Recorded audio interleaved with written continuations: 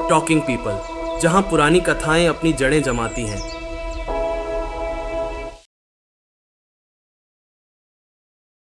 बहुत समय पहले एक घने जंगल में एक स्वर्ण मृग रहता था। उसका शरीर सोने की तरह चमकता था और उसकी आंखों में अद्भुत कोमलता झलकती थी। वह न केवल सुंदर था, बल्कि दयालु और शांत स्वभाव का भी था। जंगल के सारे जीव उससे प्रेम करते थे। एक दिन एक लालची राजा ने इस अद्भुत मृग के बारे में सुना। उसके मंत्रियों ने कहा, महाराज, यदि यह स्वर्ण मृग आपके महल में हो तो आपकी कीर्ति चारों ओर फैल जाएगी। राजा के मन में लालच भर गया। उसने अपने सैनिकों को आदेश दिया, जाओ, इस मृग को जीवित पकड़कर मेरे पास लाओ। सैनिक जंगल में पहुंचे और मृग को घास चरते देखा।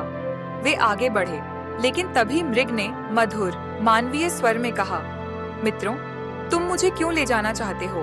मैं किसी का कोई नुकसान नहीं करता। मुझे मेरे घर में स्वतंत्र रहने दो।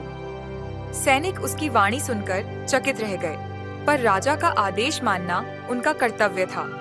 उन्होंने मृग को घेरने की कोशिश की, लेकिन मृग बड़ी सहजता और गति से छलांग लगाकर दूर हो गया। अंत में मृग रुककर बोला, यदि तुम्हारे राजा सच में मुझसे मिलना चाहते हैं तो वे स्वयं आए, बिना हथियार, केवल खुले मन से।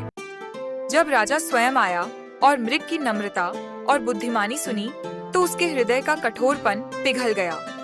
उसने अपने लालच के लिए पश्चाताप किया और वचन दिया कि वह इस मृग या किसी भी जीव को कभी नुकसान नहीं पहुंचाएगा। स्वर्ण मृग ने झुककर प्रणाम किया और खुशी खुशी जंगल में लौट गया। नीति: दयालुता और बुद्धिमानी से कठोर हृदय भी पिघल सकता है।